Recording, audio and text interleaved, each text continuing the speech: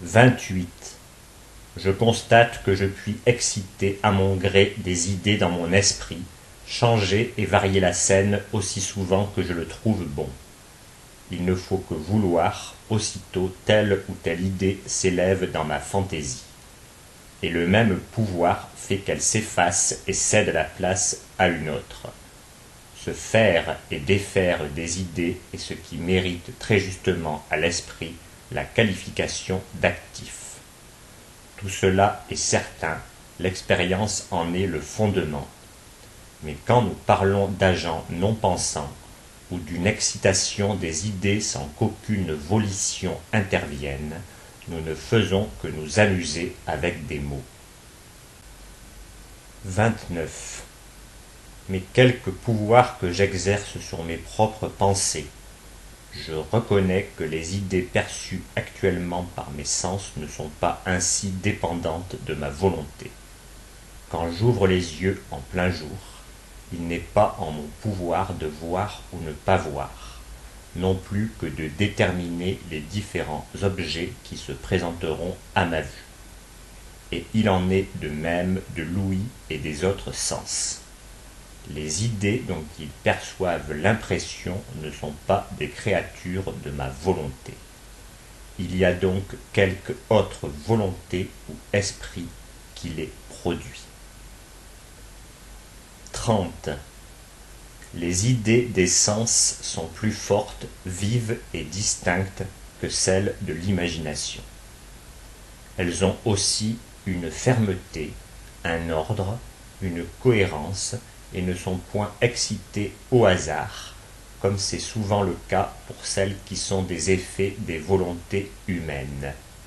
Elles se produisent, au contraire, en une série ou chaîne régulière dont l'admirable agencement prouve assez la sagesse et la bienveillance de leur auteur. Or, les règles fixées ou méthodes établies, moyennant lesquelles l'esprit dont nous dépendons excite en nous les idées des sens, se nomment les lois de la nature. Celles-là, nous les apprenons par l'expérience qui nous enseigne que telles et telles idées sont accompagnées de telles et telles autres idées dans le cours ordinaire des choses. 31. Nous tirons de là une sorte de prévision qui nous permet de régler nos actions pour l'utilité de la vie. Autrement, nous serions perpétuellement désemparés, ne sachant comment agir pour nous procurer le moindre plaisir ou pour éloigner la moindre douleur. Que les aliments nourrissent, que le sommeil restaure les forces et que le feu nous brûle. Que de semer au temps des semailles est le moyen de recueillir au temps de la moisson, et en général que tel et tel moyen mène à telle et telle fin.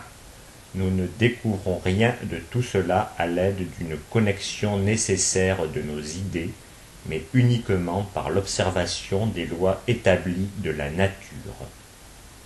Au défaut de ces lois, nous serions entièrement jetés dans l'incertitude et la confusion, et l'homme fait ne serait pas plus en état de se diriger que l'enfant qui vient de naître. 32.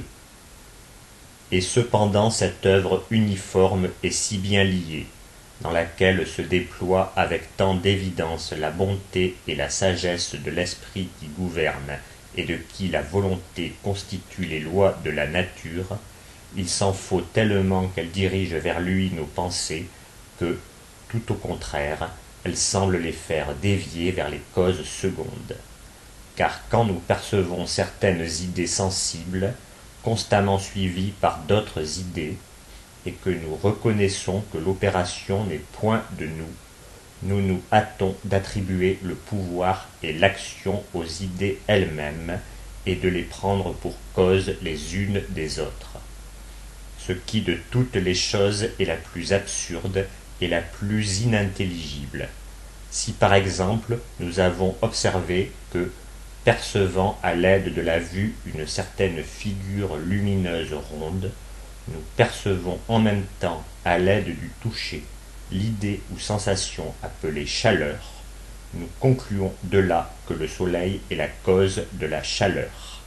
Et de même, en observant que le mouvement et le choc des corps sont accompagnés d'un son, nous sommes portés à penser que ce dernier est l'effet des autres qui le précèdent. 33.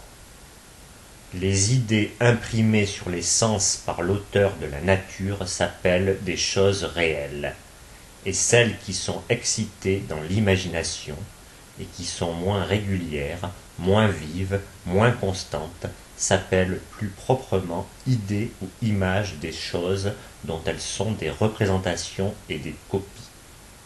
Mais nos sensations, pour vives et distinctes qu'elles soient, ne laissent pas d'être des idées, c'est-à-dire d'exister dans l'esprit et d'y être perçues aussi véritablement que les idées que nous formons nous-mêmes.